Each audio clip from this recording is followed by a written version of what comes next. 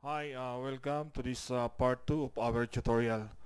Doon sa part 1 ay diniscuss ko isa-isa yung mga tamang paggamit ng ating mga drafting instrument, yung mga triangles, our T-square, the triangular scale, at saka yung tamang lapis na dapat gamitin sa ating pagdodrawing. Ngayon naman ay i-demonstrate ko sa inyo kung paano i-manage, i-manipulate ang ating mga triangles sa ating mga line exercises. Okay? So, dadalhin ko kayo sa drafting table para may demonstrate natin ng maayos isa-isa. Okay, so nandito na tayo sa ating drawing table or drafting table. Ang una kong ipapakita sa inyo, actually meron na akong nilatag na papel, no? So, naka-set up na ito. At ngayon ay balik tayo sa ating geometry or trigonometry. Kung naalala nyo yung tinatawag nating quadrant, gagawa tayo ng quadrant, no? So, tayo ay guguhit ng perfect horizontal line. So guhit tayo ng horizontal, gagawa tayo ng dalawang quadrant. Okay? So, this is a perfect horizontal line. Okay? Then, we will construct as well a perfect vertical line.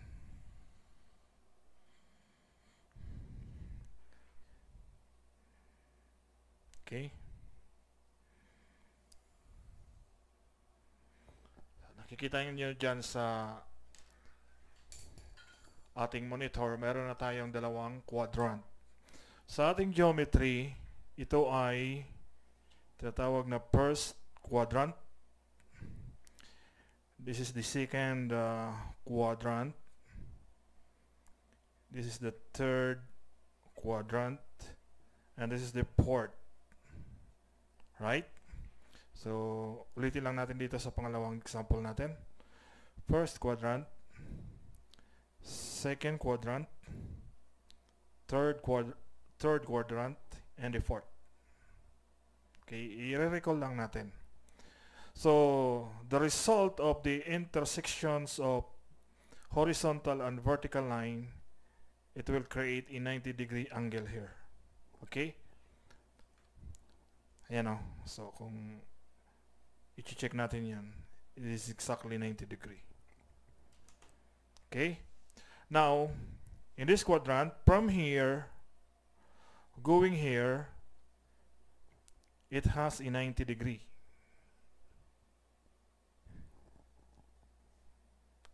Ayan, kagaya ng sinabi ko sa inyo kanina. From 0 up to here, it will produce a 180 degree. And from 0 up to here, it will produce 270 degree. From 0, from the origin, then back to the origin, it will produce 360 degree. So 90 plus 90 is 180, plus again another 90 here is 270, plus another 90 degree here, it will become 360. So hindi yan sobra, hindi po pwedeng maging 365 or 355. It should be exact 360. Okay?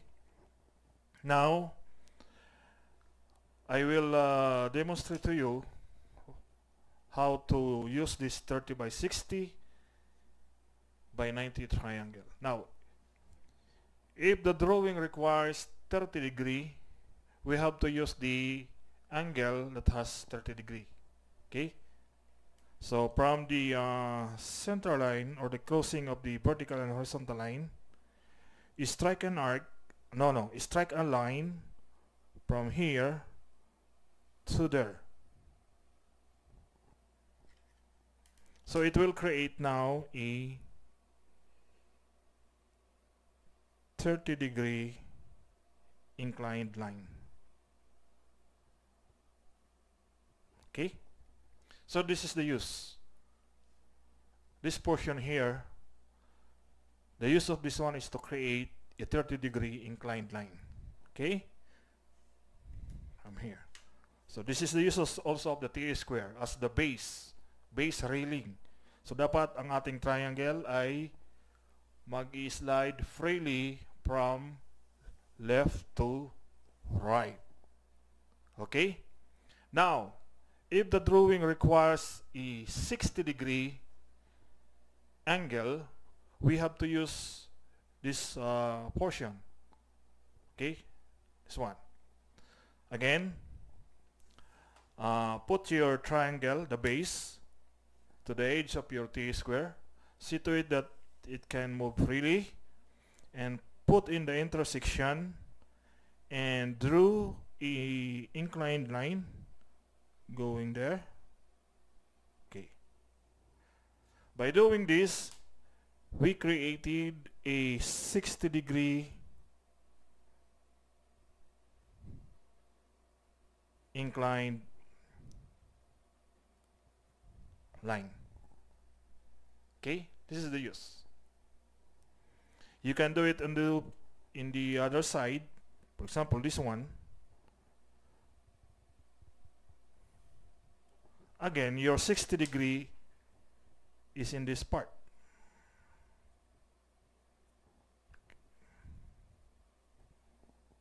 Okay, then we can create again a 30-degree. Okay, now your 30-degree is this one. Okay, so it's very clear. You can use this 30-degree here. You can use your 60-degree here. Then reverse your triangle. You can create your 60-degree here. Then you have your 30-degree here. So your triangle can slide freely without obstruction. Okay? This is the purpose of our T square as base railing of our triangle. Now, let's go to the 45-degree triangle. Again, we have to draw a line from this intersection and going there. See? Now, we produce a 45-degree angle. You can do the same in the other side. Okay. Now we have a 45-degree angle. Since this is 90 from here to there, therefore the remaining here is 45-degree as well. So 45 by 45 with a total of 90-degree. Same here. The remaining angle here is 45. So the total here is 90 as well. Okay? So that's the use of the 45 and 45 triangle and the 30 by 60 triangle. Okay? You can extend your line to the bottom part, no? Okay? So this one is 60-degree and this one is 30-degree. Okay. So laging ang total niyan ay 90-degree sa bawat quadrant. Hindi po pwedeng sumobra, hindi pwedeng kumulang. Every quadrant, meron siyang angle na 90-degree. Okay? So, madali mag-manipulate. Pag nakabisa mo na ang paggamit ng triangle, madali mo na siyang kahit ano pa mga line exercises ang ibigay sa inyo, ay madali nyo na itong matutunan. Okay? Ayan o. So ito, diretso rin lang ito.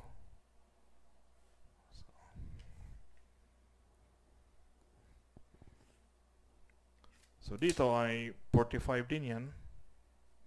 45. So itong quadrant na to ay 90 degree. So 45 din ito. 45 din ito. So itong quadrant na ito ay 90 degree. Quadrant na ito ay 90 degree. Quadrant na ito ay 90 degree. So pag hinatay mo yung quadrant, magiging 45, 45. So parang pi lang yan, no? Dalawang pi. So I think it's very clear. Now, ang susunod naman natin ay gagawa tayo ng exercise. Siguro dalawang exercise using the 45 by 45 and 30 by 60. Okay?